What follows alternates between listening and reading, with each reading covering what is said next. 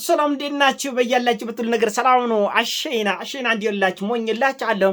ቤተሰቦች ስትገቡ እንደልማዳችሁ ላይክ እና ሼር እያደረጋችሁ ሐሳቦቻችን ለብዙዎች አካፍሎ ለዚህም ከልቤ ነው ማመሰግናችሁ። ዛሬ ወደ ሚዛናችን ይዞንላችሁ የመጣ ነው እንግዲህ አርቲስት ሳምሶን ታደሰና ባለቤቱ ዳግማዊት ፀሐዬ ጉዳይ እንደ አዲስ አጎርሽታል፣ እንደ አዲስ መነጋገሪያ ሆኗል። እንግዲህ ዳግማዊት ፀሐዬ መነጋገሪያ መሆኑን ፈልጋው ይሁን አጋጣሚ ይሁን አላውቅም። ከዚህ በፊት እንደምታውቁት መፋታታቸውን እኛ ሳንሰማም እሷ በነገታ ወጣ ሲንግል ማምነት ምን እንደሚመስል ማብራሪያና ገለጻ ዩቲዩብ ላይ ስታደርግ ብዙዎቻችን ያስደነገጠ ነገር ነው።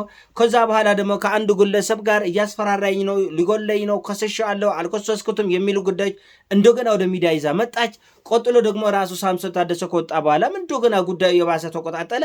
አሁንም እንደገና በጉዳዩ ላይ ቤንዚል ተርከፍክፎበት ቪዲዮ ተለቆ ህብረተሰቡ በዚህ እንደ አዲስ ጎራ ሁለት ቦታ ሆነው እየተጨቃጨቀ ነው እና ያሳዝናል። ለምንድን ነው ልጆች እንዲህ አይነት ጭቅጭቅ ውስጥና መርዝ ውስጥ የምንከታቸው? ለምንድን ነው?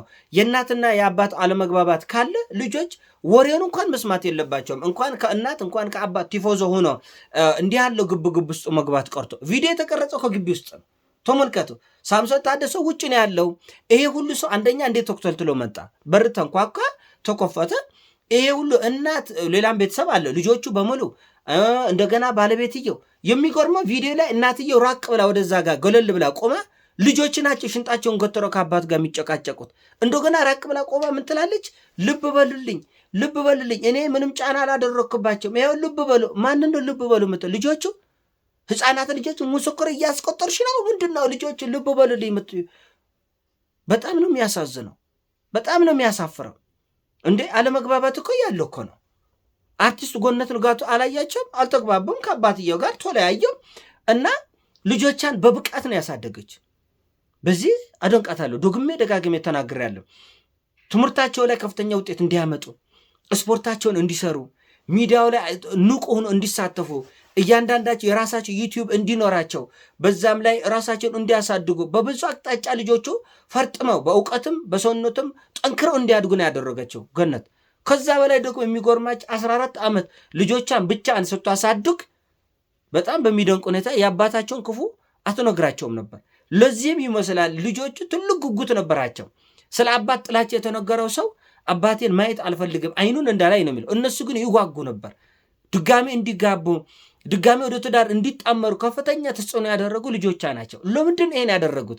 እሷ ልጆቿ ላይ መርዝ አልዘራችባቸውም፣ እሾህ በልባቸው አልዘራችም እና እንዲጓጉ ነው ያደረገቻቸው። አባታቸውን እንዲወዱ፣ እንዲያከብሩ፣ እንዲያፈቅሩ። ብዙ ችግሮች እንዳሉ እናውቃለን። ከሙሉጌታ ጀዋሬ ጋር በተገናኘ ብዙ ነገር አይተናል፣ ሶብተናል። ሁላችሁም የምታዩት የምትሰሙት ነገር ነው። ገነት ግን እንደዛ አላደረገችም። እናት ማለቱ እንደዚህ ነች። አንዳንዱ ተለያይቶም ስለ አባት በጎነት ስለ ትዳርን በጎነት ይናገራል። አንዳንዱ አብራችሁ እያላችሁ መርዝ ልጆች ላይ ይዞራል። እነዚህ ልጆች እኮ ቪዲዮ ተቀርጾ መለቀቁ እኮ ብቻውን እሷን በግ ያስጠይቃል፣ ብቻውን ማለት ነው። ለምንድን ነው እነዚህ ከ18 ዓመት በታች ያለው ልጆች እዚህ ጉዳይ ውስጥ ገብተው እንዲነታረኩ ለምን ተፈቀደ? እንደገና ገብተው ከተነታረኩ በኋላ ምን ልትሆን እኮ ነው ያለችው? አባትየው ታላቂቱ እኮ ምን ልትሆን ነው ያለችው? ይህን መቁረጽ ለምን አስፈለገ? ቀርጾስ መልቀቅ ለምን አስፈለገ? ኤዲት ሁሉ አለው። የሚጎርማቸው በአጋጣሚ የሆነ አይደለም። አንድ ሰው የኔ በር አሁን የውጭ በር አንድ ሰው አንኳካ ግር ብለ ቤት ሁሉ ይወጣ እንዴ? አይወጣም፣ አይወጣም። ኖር ነው። በር ከተንኳኳ አንድ ሰው ነው የሚወጣ። ስለዚህ ወጣ። እሱ ሲመጣ ልጆች ግቡ። መልካም እናት እኮ እንኳን የቀርቶ አባት ፊቱ ኮስተር ሲል የሆነ ነገር ቫይብ ሲሰማት እኮ እናት፣ በጎ እናት ልጆቿን ወደ መኝታ ቤት የሆነ ቦታ ዞር ነው የምታደርገው። ለምን ጭቁጭቅ እንኳን የሆነ ድባብ የሆነ ጥሩ ያልሆነ ድባብ ሲያደርግ ልጆቿን ዞር ነው ከፊት አድርገው ልብ በሉልኝ የሚከራከሩ ልጆች፣ የሚጨቃጨቁ ልጆች፣ ከአባታቸው ጋር ግብ የገቡ ልጆች። እሷ ከኋላ ሆና ልብ አርጉልኝ፣ ልብ አርጉልኝ ይደረጋል እንዴ? ህፃናት ልጆች ላይ እንደዚህ። አሁን እቺ ልጅ እንዴት ነው ነገ ትምህርት የምትማረው? ቤት ይሽጥ ብትወድን ቤታችን ትሸጡ ነበረ። ቴሌቪዥን ላይ እናታችን እየወጣ የእናታችን ስም እያጠፋ እንደዚህ እየወጣ እሷ ስንት ዙር ነው የወጣችው?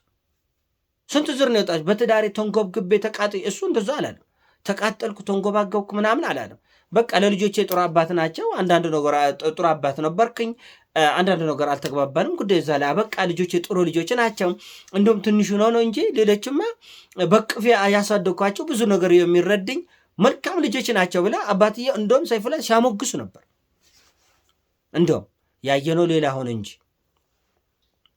እና እባካቸው ደግሞ ሚዲያ ላይ ጉዳዩን ካወጣችሁ በኋላ ለምን በሰው ጉዳይ ለምን ተፈተፈታ እንድንፈተፍትላቸው አይደለም እንዴ ቪዲዮ ቀርጸው የሚለቁት?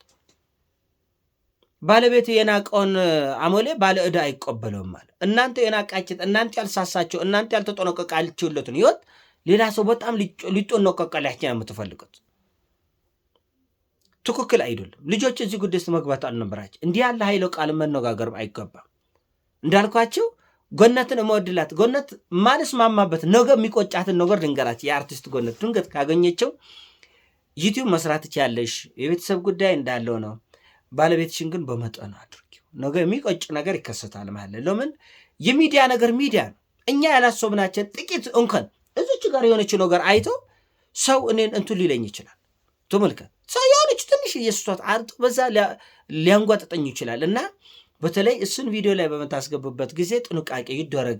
ለምን አቃቂር ለማውጣት በዛ ለመተረብ በዛ ለማንቋሽሽ የሚሞክር ሰው ስላለ በአጠቃላይ የትዳር ነገር ባይወጣ ጥሩ ነው። ከዚህ በፊት በግል ስትሰራቸው የነበሩ ነገሮች ብቻ አጠናክረሽ ብትቆጥይ ጥሩ ነው እላለሁ። ከዚህ በተረፈ ጥንካሬዋን ልጆቿ ጠንክረው እንዲወጡ የምታደርገውን ጥረት በትምህርታቸው ጎን ለጎን የሚዲያ ስራ ጎን ለጎን ፊዚካሊ ሜንታሊ እንዲጠነክሩ የምትሄድበትን መንገድ በጣም አደንቃለሁ። አንድ ከዛ በላይ ደግሞ በዚህ በትዳር ቡትቶ ኮተት እና ችግሮች ልጆቹ አይምሯቸው እንዲጠመድ አላደረገችም።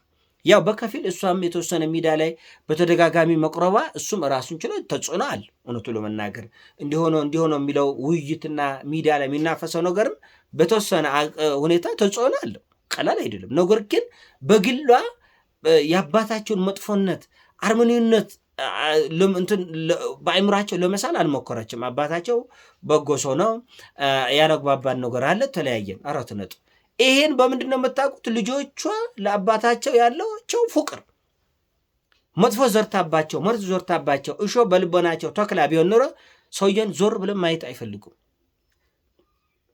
ነገር ግን በጎ ስለ ዘራችባቸው ለአባታቸው ክብር ጉጉት እንዲኖራቸው አልፎ ተርፎ ድጋሚ እንዲጋቡ ወደ ትዳራቸው እንዲመለሱ ያደረጉ ልጆች ናቸው።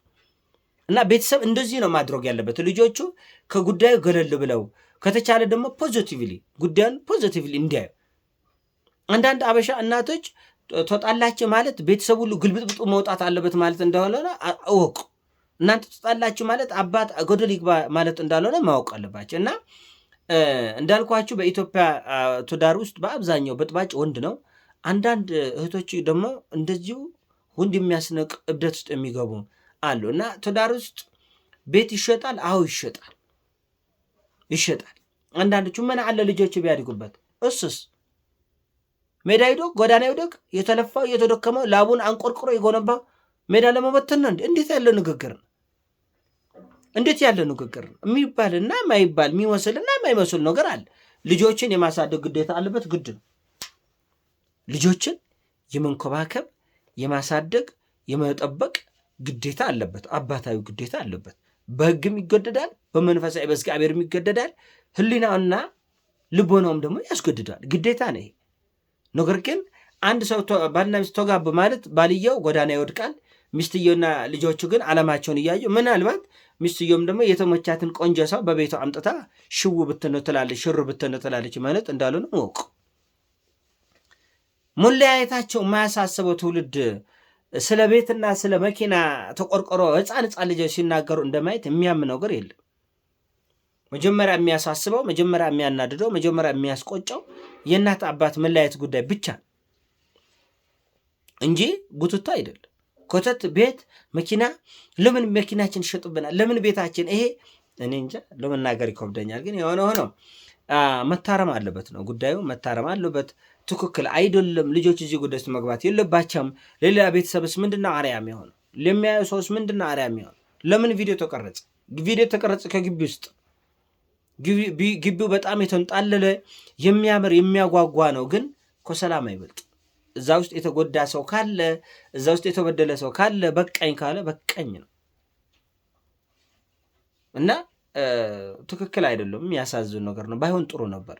በጉሌ እንዲህ ያሉ ነገሮች ባናያቸው ጥሩ ነው። ግን ምን ጊዜ መቼም በጥባጭ ካለ ማን ጥሩ ይጠጣል ነው። አንድ በጥባጭ ቤት ውስጥ ካለ ቤት ተረጋግቶ የመቆም ዕድል በጣም ጠባብና አነስተኛ ነው። ለሌሎቻችን ትምህርት እንሆናለን። ይህ ጉዳይ ለሌሎቻችን ትምህርት ሆኖ ራሳችን ማስተካከልና ማረም ይገባል። የኔ ሀሳብ ነው። ሲሞቻችን ላይክ አድርግ ሼር አድርገው። እወዳችኋለሁ። ፒስ